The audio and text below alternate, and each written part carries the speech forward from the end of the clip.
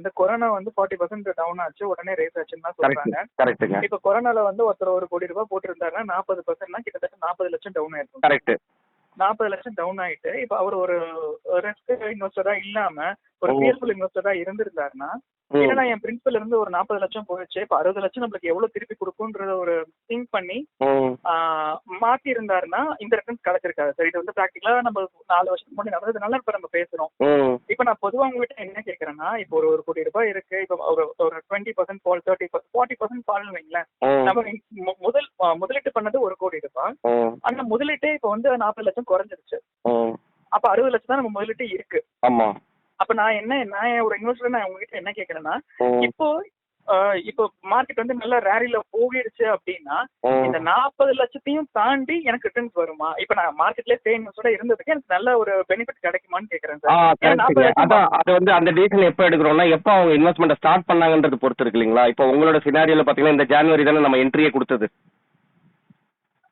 அது okay sir. சரி இப்ப நான் ஆமா கரெக்ட் சார், நம்ம என்ட்ரி கொடுத்தோம். இப்ப நான் எந்த பொதுவா இருக்கிற இன்வெஸ்டர் கூட சொல்றேங்க நான், அவங்க எப்ப என்ட்ரி கொடுத்தாங்க, அவங்கள வந்து எத்தனை பர்சன்டேஜ்ல அப்ரிசியேஷன் இருக்கு, எக்ஸ்ஐஆர் ஆரும் சரிங்க. அதாவது இப்ப என்கிட்ட 8 வருஷமா பண்ண இன்வெஸ்டர் இருக்காங்க ஓகேங்களா, அப்ப டபுளுக்கு மேல போயிருக்கும் போதுங்க, அப்ப இந்த ஸ்டார்டிங்ல இருக்கிற டைம் இந்த மாதிரி சினாரியோல வந்து பாத்தீங்கன்னா அப்ப அந்த போர்ட்ஃபோலியோ நான் உங்களுக்கு சொன்ன பாத்தீங்கன்னா, ஏன்னா ஈக்விட்டில அவங்க இன்வெஸ்ட்மெண்ட் பண்ண அமௌண்ட் ஒரு வந்து 45 lakhsனா அது 90 lakhs ஆகுது இல்லைங்களா டபுள்னா.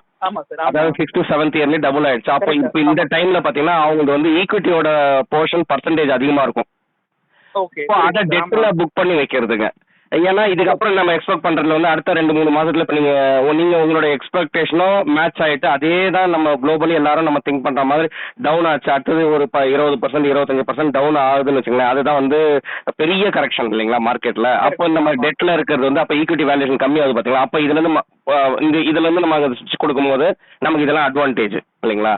ஒருத்தர் நம்ம இப்பதான் ஸ்டார்ட் பண்ணிருக்கோம்னா நமக்கு பெரிய அப்ரிசியேஷன் இருக்காதுங்கன்னு சொல்றேன். ஏன்னா நீங்க வந்து நார்மலா ஒரு ரிட்டர்ன்ஸை கால்குலேட் பண்ணணும்னாவே அந்த 10 to 12 months முடிகிற வரைக்கும் 1 year முடிஞ்சதுக்கு அப்புறம் தான் நமக்கு அந்த ஆனுவல் ரிட்டர்ன்ஸே கிடைக்கும். இப்போ வரைக்கும் நம்ம பார்த்தது எல்லாமே அப்சல்யூட் ரிட்டர்ன்ஸ் தான். ஆமா சார் கரெக்ட்டுங்களா. ஸோ ஆக்சுவலாக ஆனுவல் ரிட்டர்ன்ஸில் பார்க்கும்போது இப்போ ஸ்டே இன்வெஸ்டடாக இருக்கிறது மோஸ்ட்லி அதுவும் அந்த கான்செப்ட் அவங்க எப்படி எடுக்கணும்னா, இப்போ ஒரு வேளை கம்ப்ளீட்டாக பெரிய அமௌண்ட் மிட் ஸ்மாலில் இருக்குதுன்னா அதை மட்டும் நம்ம லிக்விடாக மாற்றிடலாங்க. ஓவராலாக போர்ட்ஃபோலியோவில் கம்ப்ளீட்டாக டுவர்ட்ஸ் அதாவது 0 to 100% நம்ம வந்து லிக்விட் டு ஈக்விட்டின்றது வந்து அந்த அளவுக்கு நம்ம எக்ஸாக்டாக டைம் பண்ண முடியாதுங்க. அதுல நிறைய அதர் லாசஸ் வரதுக்கான சான்சஸ் இருக்குங்க இந்த டிரான்சாக்ஷன்ல சொல்றாங்க. ஆமா சார், எக்ஸிட் லோட் இதெல்லாம் நிறைய அதர் சான்சஸ் இருக்குங்க. இல்ல தேவையில்லாத ஃபண்டை நம்ம ரிமூவ் பண்ணணும், அந்த மாதிரி கிளீன் அப் பண்ணணும்ன்ற மாதிரி இருந்துச்சுன்னா இந்த மாதிரி டைம்ல பண்ணிக்கலாம். தேவையில்லாத சின்ன சின்ன இதெல்லாம் இருக்கு, அதெல்லாம் கிளியர் பண்ணிட்டுங்க, அதெல்லாம் லிக்விட் கொண்டு வந்துட்டுங்க, அது இந்த ஃபண்ட் ஹவுஸ்க்குள்ளேயே கொண்டு வந்துட்டுங்க.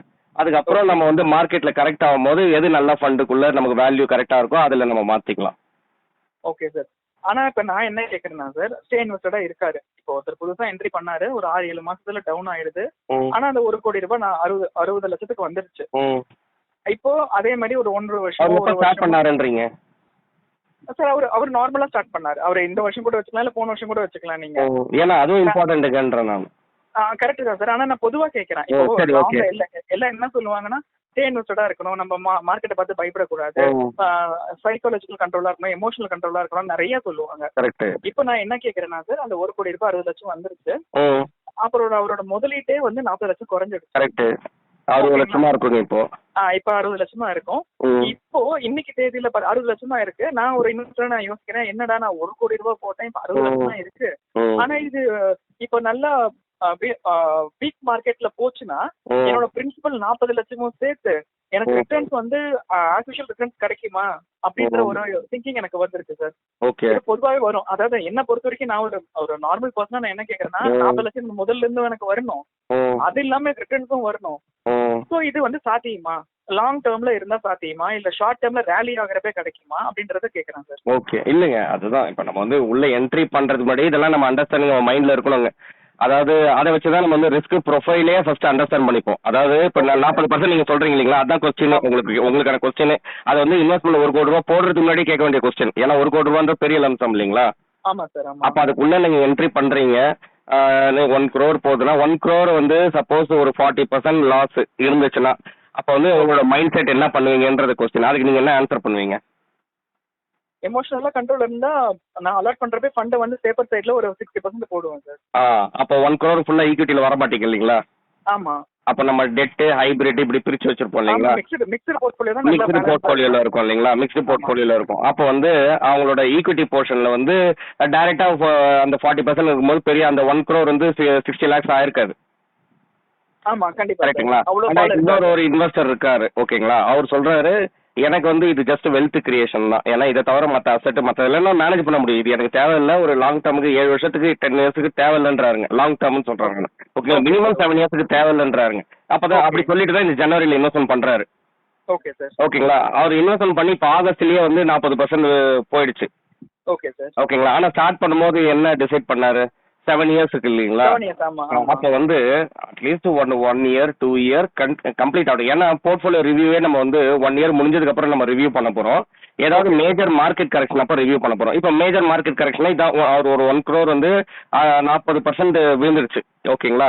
இப்போ என்ன சிச்சுவேஷன்? அந்த ஃபண்டு தப்பா பெர்ஃபார்ம் பண்ணி அந்த ஒரு ஃபண்டு மட்டும் தான் விழுந்திருக்கா, இல்ல அது ரிலேட்டட் எல்லா ஃபண்டும் விழுந்திருக்குங்களா, இண்டெக்ஸே விழுந்திருக்கா, மார்க்கெட்டே விழுந்திருக்கா, இல்ல குளோபல் சினாரியே ஏதாவது சேஞ்சஸ் இருக்கா? ஜனவரிக்கும் ஆகஸ்ட்டுக்கும் பாத்தீங்கன்னா ஜனவரிக்கும் ஆகஸ்ட்டுக்கும் நிறைய சேஞ்சஸ் நடந்திருக்கு. ஆமா சார். ஆமா. ஓகேங்களா? அப்போ இந்த ஃபண்டு தான் ப்ராப்ளம் கிடையாதுங்க. ஓவராலா கம்ப்ளீட் மார்க்கெட்டே விழுந்திருக்கு இல்லைங்களா? குளோபலாலே அஃபெக்ட் ஆயிருக்கு. பிளஸ் நம்மளோட மார்க்கெட் இண்டெக்ஸ் சென்செக்ஸ் நிஃப்டி இது எல்லாமே உங்களுக்கு வந்து விழுந்திருக்குன்னும் போது அப்போ இதுல நோ டவுட்டுங்க. அப்போ வந்து மார்க்கெட், ஏன்னா மார்க்கெட்ன்றது விழுந்துச்சுன்னா எந்த அளவுக்கு விழுதோ அந்த அளவுக்கு ரெக்கவரியும் இருக்குங்க. ஓகேங்களா? மேபி ஒரு சில டைம்ல ரெக்கவரி வந்து 7-8 monthsல ஃபாஸ்டா இருக்கலாங்க. அது டிபெண்டிங் அப்பான் அந்த ஃபியர், அது எந்த ரீசன்னால அதுக்கான சொல்யூஷன் கிடைச்சது, அதோட இது எப்போ அந்த இன்வெஸ்டர் அந்த எமோஷன் சைட்ல ஃபியர் போயிடுச்சோ அந்த அளவுக்கு ரிகவரி ஆயிடும். ஒரு சில டைம் பெரிய கிரைசிஸா இருந்தா அது எவ்வளவு பெரிய கிரைசிஸோ அதுக்கேற்ற மாதிரி ரிகவரிக்கு டைம் ஆகுங்க. ஓகே சார், புரியுது. இப்போ ஹிஸ்டாரிக்கலா எடுக்கும் போது பாத்தீங்கன்னா ஒரு சில கிரைசிஸ்லாம் இப்போ நீங்க கேட்டதுக்கு நெக்ஸ்ட் நான் இன்னொரு கான்செப்டை அதை ரெடி பண்ணிட்டு வரேன். ஏன்னா நீங்க வந்து 2000ல இருந்து எடுத்துங்க, அர்ஷத் மேத்தா ஸ்கேம்ல இருந்து எடுங்க, அதுக்கப்புறம் 2000 கிரைசிஸ், 2018ல நடந்த கிரைசிஸ், அதுக்கு அடுத்தது, அதுக்கப்புறமா நீங்க இந்த த்ரூ அவுட் இருக்கிற கிரைசிஸ்ல எல்லாம் எவ்வளவு டைம்ல வந்து மார்க்கெட் ரிகவர் ஆயிருக்குது, லாங்கஸ்ட் கேப் பண்ணும் போது நமக்கு ஒரு ஐடியா கிடைக்குங்க. அது வந்து ஷார்டஸ்ட்னு பாத்தீங்கன்னா இந்த கோவிட்ல தான் ஷார்டஸ்ட் ரிகவரி. ஓகேங்களா? அது லாங்கஸ்ட் பாத்தீங்கன்னா 2 இயர்ஸ் 3 இயர்ஸ் 4 இயர்ஸ்ன்ற மாதிரிலாம் இருக்கும். அப்ப நம்ம அந்த ரியல் டைம் டேட்டால எடுத்து நம்ம உங்களுக்கு நெக்ஸ்ட் வீடியோல நம்ம ஷேர் பண்ணும்போது இந்த கான்செப்டும் கிளியருங்க. அப்ப நான் என்ன உங்களுக்கு சொல்ல வரேன்னா, அது எவ்வளவு பெரிய குளோபல் சினாரி, எவ்வளவு பெரிய கிரைசிஸ் இருக்குது, அதுக்கு எப்படி மார்க்கெட் ரியாக்ட் ஆகிருக்குன்னா நம்ம அதுக்கு ஏற்ற மாதிரி இப்போதைக்கு ஆவரேஜா நீங்க எடுத்தீங்கன்னா மினிமம் இப்போ 8 months நீங்க வெயிட் பண்ணி ஆகணும். லாஸ்ட் சினாரியோ வச்சுங்க, கொரோனா சினாரியோ வச்சுங்க. அதுக்கு முன்னாடி பாத்தீங்கன்னா 2 to 3 years கூட வந்து மார்க்கெட் டைம் எடுத்திருக்கு ரிகவர் ஆகிறதுக்கு. அப்ப நம்ம என்ட்ரி ஆகும்போது பிளான் பாருங்க 7 years. அப்ப இப்போதைக்கு நமக்கு வந்து 6 months 7 months தான் கம்ப்ளீட் ஆயிருக்கு, 8 months இல்லைங்களா? அப்ப வந்து நம்ம வந்து 1 or 2 years 2.5 years 3 years வரைக்கும் நம்ம மானிட்டர் பண்ணணும். அதாவது என்ன மானிட்டர் பண்ணணும், நம்ம ஸ்கீமும் மானிட்டர் பண்ணணும், நம்ம எங்கெங்கெல்லாம் இன்வெஸ்ட் பண்ணிருக்கணும்ன்றதுங்க. பிளஸ் குளோபல் சினாரியோவும் மற்ற மார்க்கெட்டும் நம்ம வந்து கம்பேர் பண்ணும்போது அது ரிகவர் ஆகும்போது நம்ம ஃபண்ட் ஆட்டோமேட்டிக்கா ரிகவர் ஆகும் இல்லைங்களா? ஆமா சார். ஸோ நம்ம அப்போ பெட்டரா டிசிஷன் எடுக்கிறதுக்கு நமக்கு அந்த ஃபியர் இருக்காதுங்கன்ற ஒரு விஷயம் அண்டர்ஸ்டாண்ட் பண்ணிக்கும் போது அந்த என்ன நடந்திருக்குன்ற சுச்சுவேஷன் நமக்கு அவேர்னஸ் வந்ததுக்கப்புறம் நம்ம வந்து நம்ம இந்த மாதிரி எமோஷனலாக ரியாக்ட் ஆகிட்டு, அதாவது நம்ம என்ன ஒஸ்ட் சினாரியல் என்ன பண்ணுவாங்க, அட்லீஸ்ட் இந்த 40 விழுந்ததை இந்த 60 லட்சத்தை காப்பாற்றணும்னு நினைப்பாங்க இல்லைங்களா? ஆமா சார். ஆமா. ஓகேங்களா? அது வேண்டாம், அது தப்பான டிசிஷன். அந்த நோஷனல் லாஸ் வந்து இப்போ நம்ம பண்ணோம்னா ஆக்சுவல் லாஸ் ஆகிடும். இதை வெயிட் பண்ணோம்னா இந்த மார்க்கெட் டைமுக்கு நம்ம வந்து மினிமம் ஃபர்ஸ்ட் வந்து 8 months கொடுப்போம். அப்போ 8 monthsல ஏதாவது சைன் ஆஃப் ரிகவரி தெரியுதான்னு பாருங்க. அப்படி தெரியலன்னா கூட நம்ம பார்க்கணும். ஏன்னா இதோட சிச்சுவேஷனோட அந்த இது கொஞ்சம் சீரியஸ்னஸ் அதிகமாக இருக்கிறதுனால நம்ம லாஸ்ட்ல இருக்கிற ஒஸ்ட் சினாரியில் எவ்வளோ டைம் ஆயிருக்குன்னு பார்ப்போம். அப்போ 2 years 3 years ஆயிருக்குன்னா அப்போ அந்த 2-3 years டைம் கொடுக்கணுங்கன்ற நான். அதாவது பிளைண்டா இருக்க தேவையில்ல, அது நம்ம மார்க்கெட்டை ஸ்டடி பண்ணிட்டு அப்போ பேஷண்டா நம்ம வெயிட் பண்ணும்போது ரிகவர் ஆகும். இன்கேஸ் நமக்கு இந்த டைம்ல கொஞ்சம் காசு கிடைக்குது, ஓகேங்களா, நம்ம சேலரிடா இருக்கிறோம், இல்ல வேற ஏதோ சோர்ஸ் ஆஃப் இன்கம்ல நமக்கு வருது, அப்ப இந்த ஃபண்டோட அண்டர்ஸ்டாண்டிங் லெவல்லாம் நமக்கு ஆல்ரெடி தெரிஞ்சுதானே நம்ம சூஸ் பண்ணோம் இல்லைங்களா? இப்பயும் பாக்குறோம் அந்த ஃபண்ட் மேனேஜர் உள்ள இருக்கிற அவரோட எக்ஸ்பீரியன்ஸும் நல்லா இருக்குன்றதெல்லாம் தெரியுது. ஓகேங்களா? அப்ப இந்த ஃபண்ட்ல எந்த மிஸ்டேக் இல்லைன்னு தெரியும் போது இன்னும் கொஞ்சம் அடிஷனலா பண்ணும் போது இது எல்லாமே நமக்கு வந்து மேல வரும்போது பெனிஃபிட் தான். Okay sir. ஓகே. ஏன்னா இப்போ அப்கமிங் வீக்ஸ்ல எப்படி இருக்கும்னு தெரியாது. ஓகே. செப்டம்பர் மாசம் நீங்க கேட்டது நல்ல ஒரு கான்செப்ட்டுங்க. ஆக்சுவலா இன்னொரு இதுல நான் உங்களுக்கு அந்த டேட்டாவோட நான் எடுத்து வந்து ஷேர் பண்ணிட்டு நம்ம அடுத்தது இதை கண்டினியூ பண்ணலான்றேன் நான் அடுத்த இதுல.